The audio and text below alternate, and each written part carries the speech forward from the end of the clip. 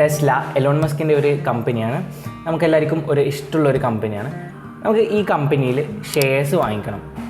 കുറച്ചൊരു ഷെയർ ടെസ്ലിന് നമ്മളെ കയ്യിൽ വാങ്ങിക്കണം എന്ന് വെച്ചു. അല്ലെങ്കിൽ നമ്മൾ അംബാനീൻ്റെ റിലയൻസിൻ്റെ കമ്പനിയിൽ നമുക്ക് കുറച്ചൊരു ഷെയർസ് വാങ്ങിക്കണം. ഇതിനൊക്കെ നമുക്ക് എന്ത് ചെയ്യാൻ പറ്റും? അതെ, സ്റ്റോക്ക് മാർക്കറ്റാണ് ഇന്നത്തെ വീഡിയോയിൽ. സ്റ്റോക്ക് മാർക്കറ്റിനെ കുറിച്ച് എന്താണ് എന്ന് ഡീറ്റെയിൽ ആയിട്ട് എക്സ്പ്ലെയിൻ ചെയ്യാനാണ് ഇന്നത്തെ വീഡിയോ.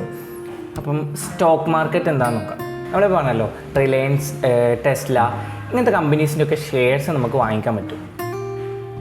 യെസ്, ഷെയർസ് വാങ്ങിക്കുന്ന ഒരു സ്ഥലത്തിനെയാണ് സ്റ്റോക്ക് മാർക്കറ്റ് എന്ന് പറയുന്നത്. Yes, share market is a place where individuals and institutions buy and sell shares of publicly listed companies.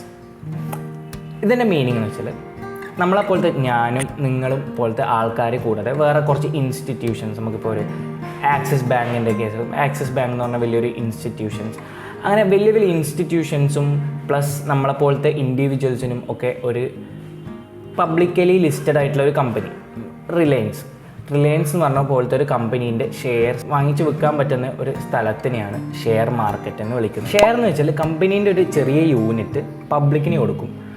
അത് വെച്ചിട്ട് കമ്പനീസിന് ഫണ്ട് റേസ് ചെയ്യാൻ പറ്റും.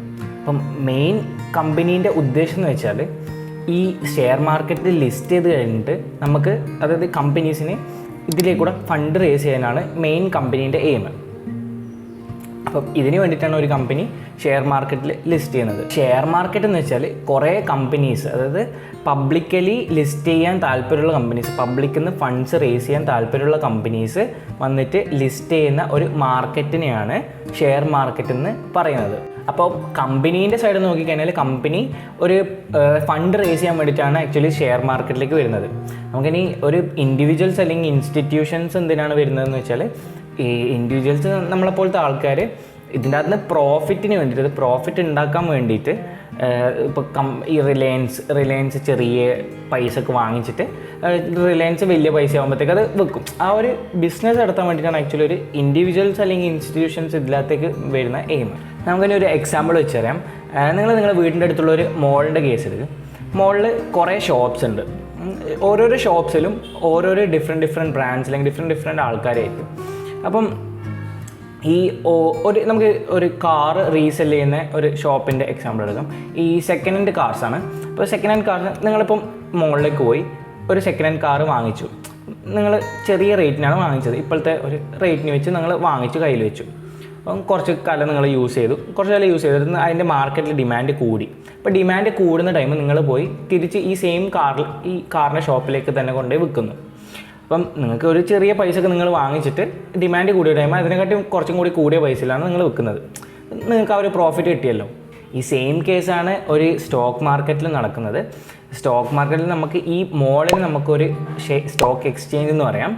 ഈ സ്റ്റോക്ക് എക്സ്ചേഞ്ചിൽ ഓരോരോ കമ്പനീസും നമുക്ക് ഈ മോളിലെ ഓരോരോ ഷോപ്സുമായിട്ട് റിലേറ്റ് ചെയ്യാൻ പറ്റും. നമ്മൾ പോയി ഒരു സ്റ്റോക്ക് വാങ്ങിക്കുന്നു, അത് ഈ സ്റ്റോക്ക് എക്സ്ചേഞ്ചിൽ പോയി നമ്മളത് സെല് ചെയ്യുന്നു. സെയിം സംഭവമാണ് നമ്മൾ ഇവിടെ നടക്കുന്നത്. പബ്ലിക്കലി ലിസ്റ്റ് ചെയ്ത കമ്പനീസിൻ്റെ ഷെയർസ് വാങ്ങിക്കാനും വിൽക്കാനും പറ്റിയ ഒരു സ്ഥലമാണ് ഈ ഷെയർ മാർക്കറ്റ് എന്ന് പറയുന്നത്. അപ്പോൾ ഫസ്റ്റത്തെ ഒഫീഷ്യലായിട്ട് ഫൗണ്ട് ചെയ്ത ഒരു സ്റ്റോക്ക് എക്സ്ചേഞ്ച് ലണ്ടൻ സ്റ്റോക്ക് എക്സ്ചേഞ്ചാണ്. 1773 ഇത് ഫൗണ്ട് ചെയ്തത്. അടുത്തത് ഇന്ത്യൻ സ്റ്റോക്ക് എക്സ്ചേഞ്ചിനെ കുറിച്ച് പറഞ്ഞാൽ, ഇന്ത്യയിലെ ഫസ്റ്റത്തത് ബോംബെ സ്റ്റോക്ക് എക്സ്ചേഞ്ചാണ്. ബോംബെ സ്റ്റോക്ക് എക്സ്ചേഞ്ച് നമ്മളിൽ പലരും കേട്ടിട്ടുണ്ടാവുമെന്ന് വിചാരിക്കുന്നു. ഇത് ഫോം ചെയ്തത് 1875 അപ്പോൾ ഇതൊക്കെയാണ് ഒരു സ്റ്റോക്ക് മാർക്കറ്റ് എന്ന് പറയുന്നത്. അപ്പോൾ എല്ലാവർക്കും വീഡിയോ ഇഷ്ടപ്പെട്ടിട്ടുണ്ടെങ്കിൽ ലൈക്കും സബ്സ്ക്രൈബും ചെയ്ത് സപ്പോർട്ട് ചെയ്യുക. Thank you.